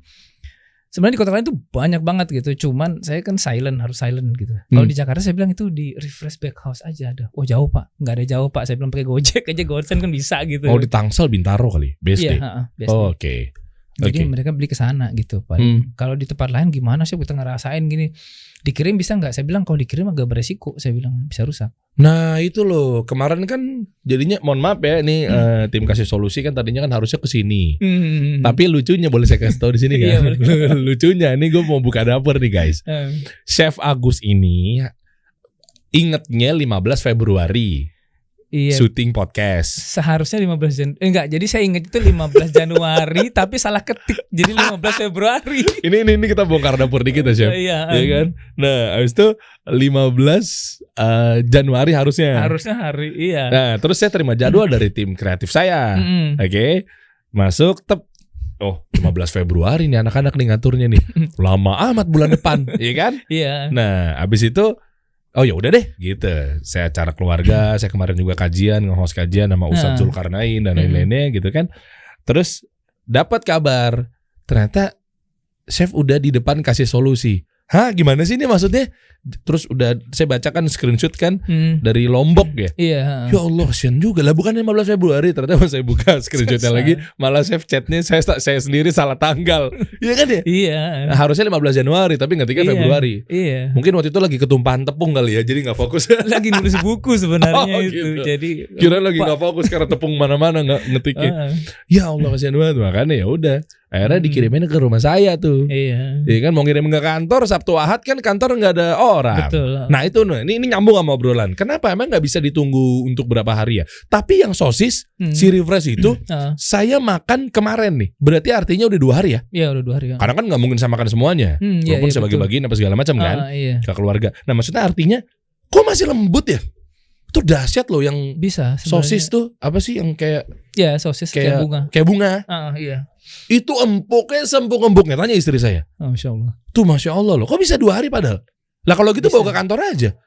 Kasian liat saya khawatir editor saya mukanya dari tadi udah melas gitu kan. Gak dapat roti yang dikiriminnya banyak banget. Gampang ntar kita urusin lagi. Itu kok bisa empuk? Tau gitu kirim ke kantor. Enggak, saya khawatir aja, takutnya enggak sampai hari Senin udah expired duluan gitu kan, sayang gitu. Karena nggak ada bahan pengawet. Kita ngajarin nggak ada bahan pengawet tapi bisa tahan lama gitu loh. Oh, lah ini gitu. Udah masih ada 1 apa 2 tuh di rumah tuh. Iya kan? Karena banyak banget kan kirimin, Masya Allah bener. Tuh Refresh Bakehouse. Lah itu gimana kalau saya makan sekarang? Boleh nggak? Apa berjamur? Dilihat kondisi nanti, tinggal dilihat aja di bawahnya tuh ada jamur nggak? Oh jamur-jamur yang abu-abu hijau-hijau tua gitu kan? Iya, itu. Biasanya tuh. Iya kayak gitu dilihat. Saya kemarin sosisnya caplok aja udah, tapi enak ya bodo amat. Iya sama enak sih nggak ada masalah sebenarnya kalau mereka pakai sarung tangan sendiri pada saat mengemas itu roti sebenarnya bisa 8 hari di ruang tanpa pengawet sebenarnya. Tuh kan, tau gitu bawa ke sini. Cuman saya nggak ngerekomendasi karena kita nggak dapat rasa terbaiknya. Oh setuju, karena makin kesini pasti kan berkurang ya. Terus jadi juga kering, agak mengeras gitu kali ya. Jadi dalam kondisi terbaiknya itulah kita sajiin gitu. Oke. Kita bahas mengenai apa sih aktivitas yang ada di kelas sampai akhirnya bisa menghasilkan karena Allah gitu kan 42 miliar tanpa NFT ya. Ada ujungnya menghasilkan 42 miliar tanpa Bitcoin ya. Oke. Kan lagi rame itu dapetin duit segitu tuh. Enteng banget kayaknya. Enteng banget zaman sekarang nih.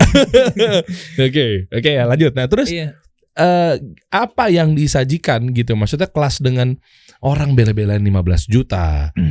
Bedanya VVIP 350 juta. Jadi jujur chef, kalau gue sih mending beli mobil ya chef. Betul. Kenapa? Karena resep ini sendiri kalau mau diadu tanding dengan kelas manapun, kelas yang selevel gitu, bisa menang. Itu. Yang kedua, mau diadu tanding dengan bakery manapun yang paling enak di Indonesia, Singapura atau Malaysia, ayo aja. Jadi penasaran. Coba buka @agusjamhari 79. Gitu, iya. 79 tuh tahun kelahiran apa gimana sih? Tahun kelahiran. Iya ketahuan. Kita beda 10 tahun ya. Masya Allah. Anda 89. 89 ya Masya Allah. 33. Oh iya ada 43 lah. Iya kan, berarti 10 tahunnya tuh. Iya. Chef sendiri yang nyebut lagi. Oke. Nah ini nih 27.000 followers Agus Jamhari 79. Kelas offline roti Jepang 15 juta. Kelas online roti Jepang 15 juta. Lah kok sama? Orang online kan harusnya lebih murah chef. Nanti kita bahas ya. Iya oke. Kelas online donat madu Jepang. Apa donat madu? Ada tuh Jepang ya. Ada 15 juta. Kelas offline VVIP 350 juta. Setara dengan mobil Avanza atau Innova yang baru. Innova yang seri terendahnya. Innova seri terendah 350 juta. Iya sekitar itu Innova terendah. Gue mau mendingan beli Innova chef. Kalau Innova kan berkurang dia. Ngerti. Kalau ilmu makin lama makin mahal. Ya oke. Makanya saya bikin di sini di salah satu postingan itu ada resep perusahaan terkenal itu yang 142,5 triliun. Apaan? Resep. Itu. Nah, terus bawah lagi, terus ke bawah lagi sedikit. Nah itu. Itu 142,5 triliun itu di sisi terang. 142 triliun. Iya. Sebuah resep yang teruji. Seperti itu. Resep apaan? Resep KFC. Wow.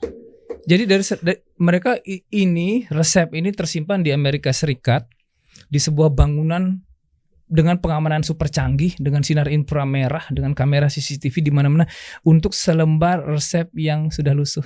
Gitu. Yang dibawa sama kolonel itu. Iya. Gokil. Nggak bisa masuk dong orang. Nggak akan bisa masuk. Jadi hanya orang tertentu saja yang punya akses ke situ. Ada inframerah, kalau masuk ketembak. Iya. Squid Game. Makanya perusahaan-perusahaan besar tuh mereka bikin premix. Jadi bahkan KFC sendiri kan bikin premix ini di beberapa negara bagian yang jauh-jauh jaraknya, jadi baru dicampur di satu tempat gitu loh. Nah di kelas roti Jepang kita bikin sistem seperti itu. Ada infrarednya? Enggak dong. Enggak, bukan, maksudnya premixnya. Oh, premixnya itu untuk ngejaga supaya resep kita nggak dibajak sama kompetitor. Wah, gimana tuh caranya tuh? Kita bedah nih bareng-bareng nih. Iya. Ini ilmu baru buat saya nih. Iya kan? Saya juga mau buka kelas bisnis senilai 200 triliun ya. Nggak ada yang mau? Ya, bagus. Oke. Terus. Jadi ilmu ini, karena ini kan ilmu riset teruji dengan bahan baku dari 14 negara untuk resep roti Jepang sendiri. Jadi dari 14 negara bahan bakunya, kemudian saya tes di 3 negara. Karena kalau tepung-tepung impor itu kan banyak di Singapura terutama sebenarnya. Singapura, Malaysia, baru di Indonesia gitu loh. Oke. Jadi resep ini betul-betul teruji, setiap angkanya itu ada gram khusus yang itu nggak boleh diotak-atik. Oh, jadi nggak boleh ditambah-tambah, nggak boleh dikurang-kurangin. Kalaupun mau ditambah, kita ada di kelas tuh ngajarin teknik penulisan resepnya, range persentase antar sekian sampai sekian, nggak boleh keluar dari itu. Oh, jadi kalau mau dia improve bisa tuh? Bisa. Oh, cuma. Nah itu ilmu konsultan. Jadi ilmu konsultan ini satu ilmu nulis resepnya. Ini bukan ilmu sembarangan. Jadi di kelas manapun roti di 3 negara nggak akan ada ilmu menulis resep. Oke, kalau dia dulunya konsultan bisa dong? Kalau konsultan ilmu di makanan? Iya. Iya bisa. Oke. Itu jadi nulis resep ini, kalau sudah bisa nulis resep berarti kalau suatu saat dia akan menemukan resep entah dimanapun, di toko buku atau di YouTube atau di Google, dia akan tahu angka mana yang salah gitu. Keren. Angka yang mana yang salah, apa aja salahnya, dan gimana cara memperbaiki resep itu. Masalah sama gimana caranya kasih solusi itu. Kasih solusinya itu. Makanya ilmu nulis resep, ilmu memperbaiki resep aja, saya ngecas kalau misalkan ada yang memperbaiki resep 1 lembar itu 7,5 juta. Di luar dari biaya 15 jutanya. Iya, kalau misalkan itu perusahaan, misalkan dia pengen diperbaiki resepnya, tinggal kasih ke saya perbaiki, ini saya balikin 7,5. Ini baru real konsultan kalau gitu. Iya. Coba chef tolong dong ini resepnya. Malu juga ya kalau tiba-tiba balik kok lebih banyak coretannya ketimbang. Makanya di Malaysia ada alumni saya itu dia alumni pertama, kemudian dia pengen, saya chef sebenarnya punya pabrik roti, dia bilang. Oke, kapasitas berapa Bu? 4.000 biji per hari. Cuman masalahnya gini chef, saya bikin roti tapi saya nggak makan rotinya. Loh kenapa? Keras chef, dia bilang, nggak enak lagi gitu. Terus gimana? Jadi bisa nggak diperbaiki? Oh bisa Bu. Nah, ini casnya sekian, saya bilang. Jadi dia gue setuju, kemudian dia kasih 2 resep. Ini resep yang mana yang mau diperbaiki Bu? Saya bilang. Kalau menurut chef resep itu bener nggak? Saya bilang dua-duanya salah. Yang satu salahnya 7, yang satu salahnya 5. Dia bilang. Nah, yang mana ibu mau perbaiki? Yang kedua aja deh. Dia bilang yang salahnya dikit. Oke, saya perbaiki. Saya perbaiki. Kemudian gini Bu, saya tes dulu, saya uji riset dulu di dapur saya. Nanti kalau sudah benar, saya kembaliin ke ibu. Ada permintaan nggak terhadap resep ini? Dia bilang ada chef, 1, kalau bisa bahan baku diganti yang lebih murah tapi rasanya lebih enak gitu. Oh itu pengen banget tuh pengusaha begitu tuh. Agak berat nih kan di permintaan. Yang kedua, bisa nggak gram adonan itu dikurangi tapi hasil bisa lebih besar. Oke, saya bilang. Ada lagi yang ketiga, dia bilang hasilnya kalau bisa lebih banyak dari resep asal gitu. Oke, saya coba gitu. Kemudian saya tes 2-3 hari gitu. Saya laporan ke alumni, bisa Bu, ini sudah lulus uji, saya bilang. Oke, saya terbang ke Kuala Lumpur, ke pabriknya dia. Akhirnya kita tes bareng-bareng. Jadi begitu roti pertama keluar dari oven, satu keluarga habis makan 1 loyang gitu. Wow. Wah ini chef, dia bilang, ini baru enak banget dia bilang. Dan dia dari produksi 4.000 itu dalam 2-3 bulan kemudian naik sekarang terakhir itu ke angka 15.000 per hari, 15.000 biji per hari. Masya Allah, bismillah, luar biasa. Iya, alhamdulillah. Dan terakhir dia bilang kita sudah ke angka 20.000 chef per hari sekarang. Sebenarnya kita ada permintaan nih, kalau dipenuhi semua itu 35.000 biji per hari pun bisa sebenarnya. Cuman kita pabrik belum bisa. Jadi mereka nambah kapasitas mesin. Mereka beli mesin baru dari Konik Belanda, lumayan murah harganya, 500 juta. Lumayan murah, 500 juta gitu. Itu murah ya? Murah itu. Murah ya? Iya sih, Masya Allah. Kayaknya aset studio saya nggak nyampe segitu tuh. Jadi kenapa saya katakan murah? Kalau kita katakan mahal, berarti kita bikin mindset kemiskinan dalam otak kita. Wah, di callback sama beliau nih guys, mantap. Iya. Karena Allah sebagaimana prasangka hambanya. Iya, kalau kita katakan mahal, Allah tidak akan mampukan kita sampai kapanpun. Ubah mindsetnya berarti. Makanya kalau orang mengatakan, wah Haji Furoda mahal ya, 300 juta visanya, murah banget. Apa susahnya bagi Allah mendatangkan kita sekeluarga Haji Furoda gitu loh? Yes. Gak ada susahnya, asal mindset kita berbaik sangka sama Allah gitu. Makanya saya katakan murah banget Bu, 500 juta. Iya Chef, bener. Kok bisa ya, dia bilang. Saya nggak nyangka bisa beli mesin itu dan bisa memenuhi kapasitas dari 4.000 ke 20.000 gitu loh per hari. Konversinya luar biasa loh. Karena resepnya diperbaiki. Karena setelah itu kan mereka ngundang artis bilang, ya Allah ini bener-bener rotinya beda banget sama yang dulu gitu. Dulu mah keras, harus dikukus dulu baru lembut.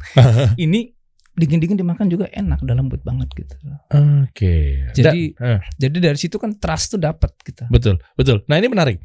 Apakah memang stigma roti itu harus lembut? Ya oke lah, kita sepakat memang ya udah kalau makan nyaman ya lembut.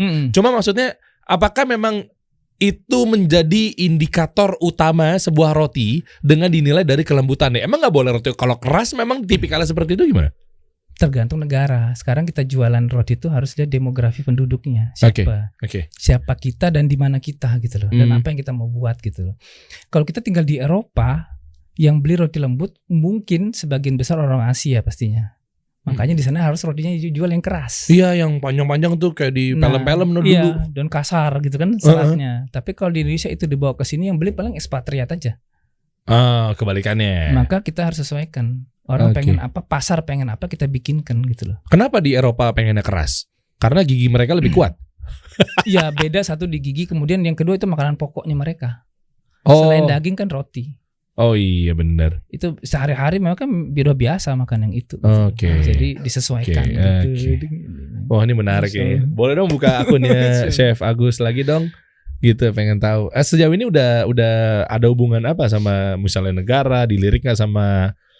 Kalau di Malaysia sendiri saya sudah diundang dari Kementerian Pendidikan Malaysia. Jadi ngajar di salah satu universitas college di sana itu di Johor, di daerah Tangka namanya. Tangka Johor itu untuk dosennya mereka dalam ilmu roti.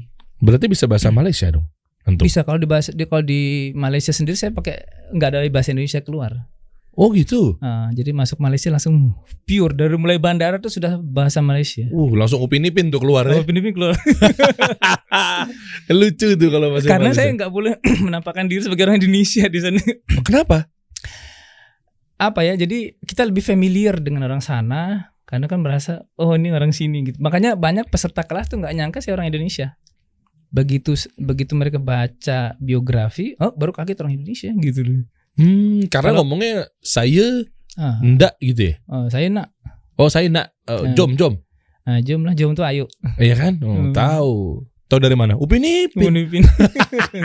Oke. Jadi dari situ, jadi dapat kepercayaan dulu satu itu. Jadi saya punya sertifikat dari yaitu Kementerian Pendidikan Malaysia. Gitu. Nah, oke. Coba dong, buka dong. Nih. Dan di Malaysia ini mana? Ada activity yang ada di Malaysia.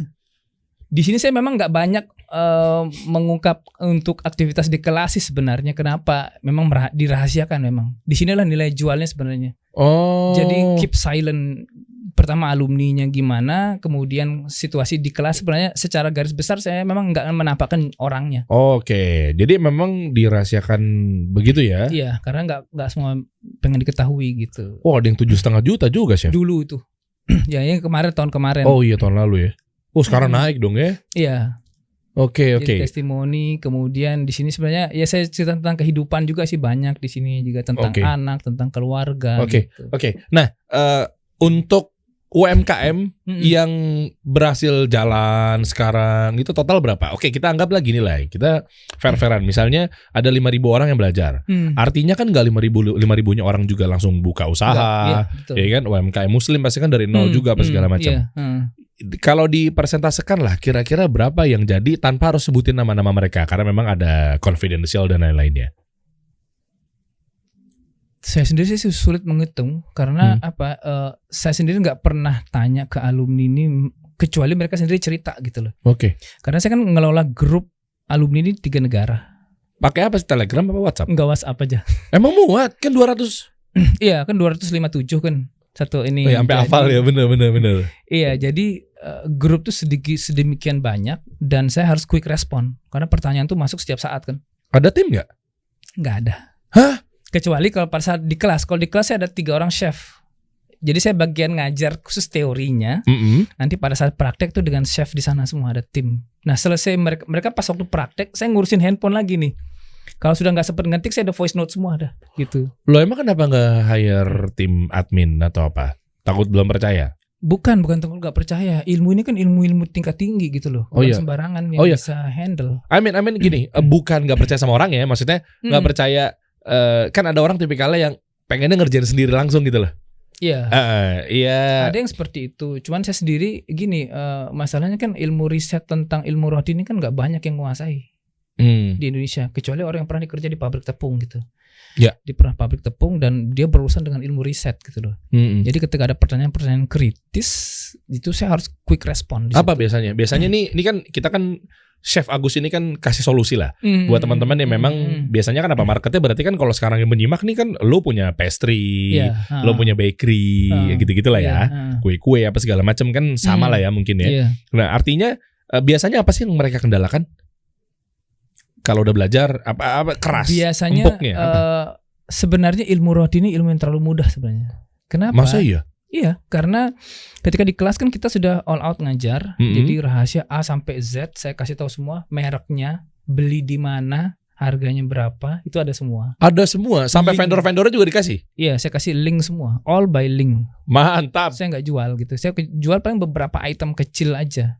Jangan-jangan linknya isinya punya antum juga kali, jangan-jangan tokonya. Bukan. Jadi gini, saya mempromosikan merek-merek teruji selama belasan tahun yang berhasil lolos riset itu kepada semua alumni. Jadi kalau mau beli mau gue kesini. Nggak ada urusan sama saya bilang. Apa boleh bocorin nggak merek-mereknya apa contohnya? Salah satunya yang bikin kayak pengembang gitu misalnya.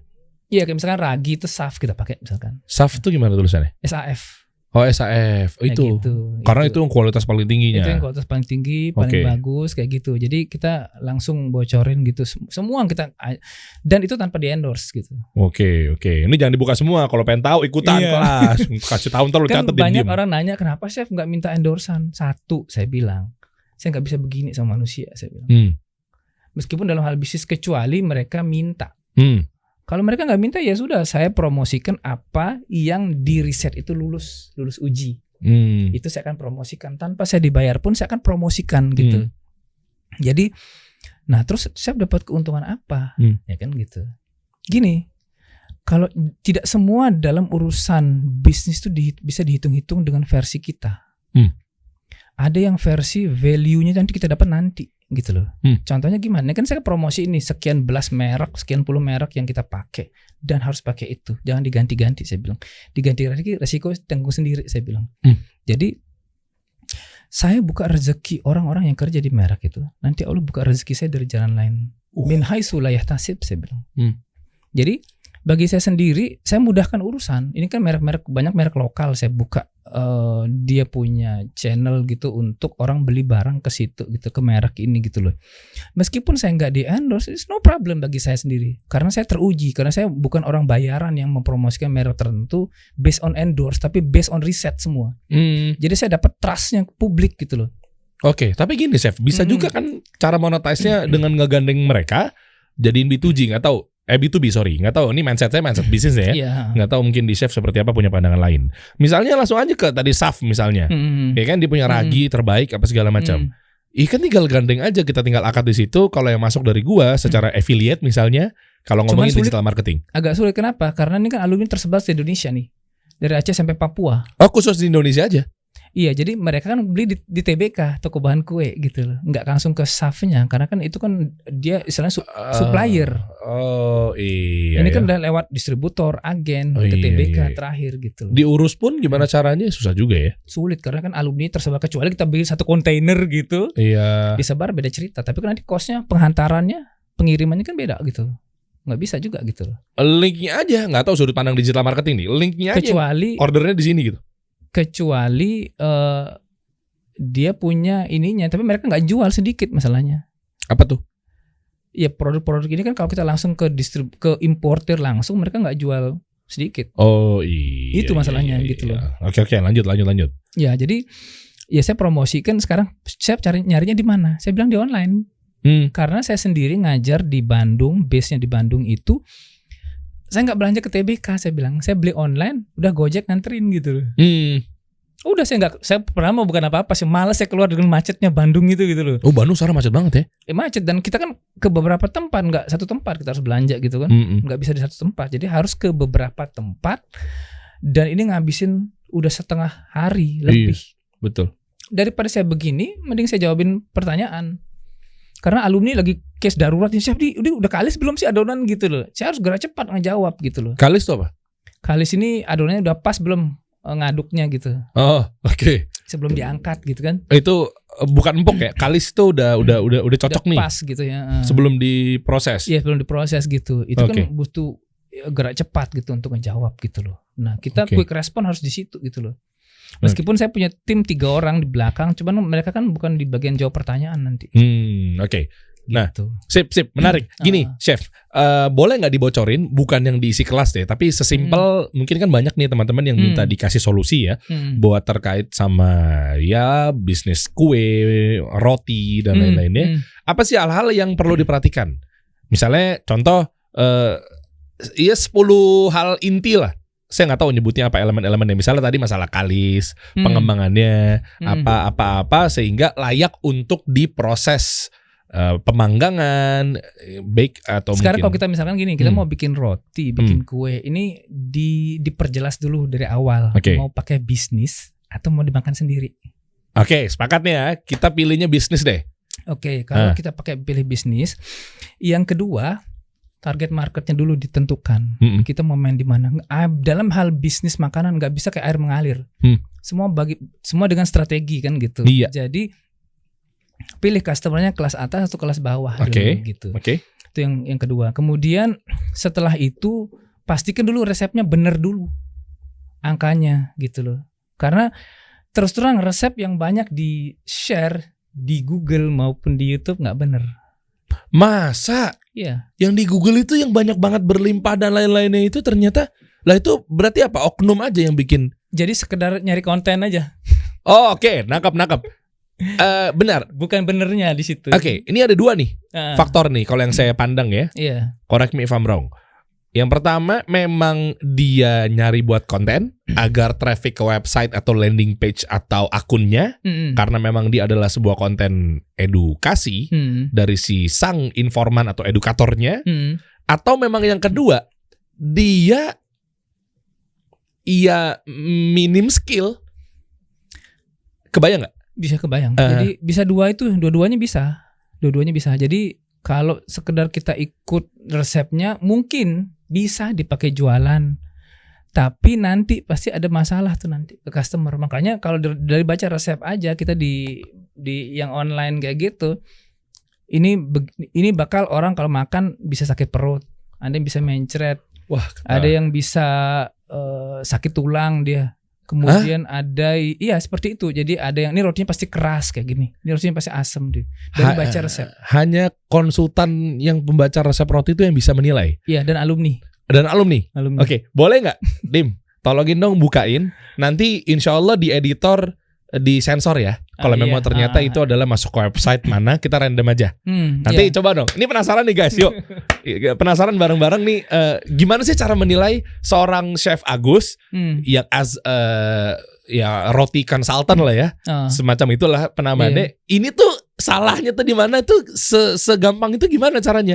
Mungkin dari gramasinya atau mungkin dari pertama gini, masalahnya gini. Para chef itu kalau saya katakan oknum-oknumnya ini antara ilmu yang dia pelajari di hotel dengan yang diajarkan tuh lain. Jadi kayak luntur gitu. Saya bilang di kelas saya candain ini luntur ilmunya. Contoh gini, saya kasih contoh.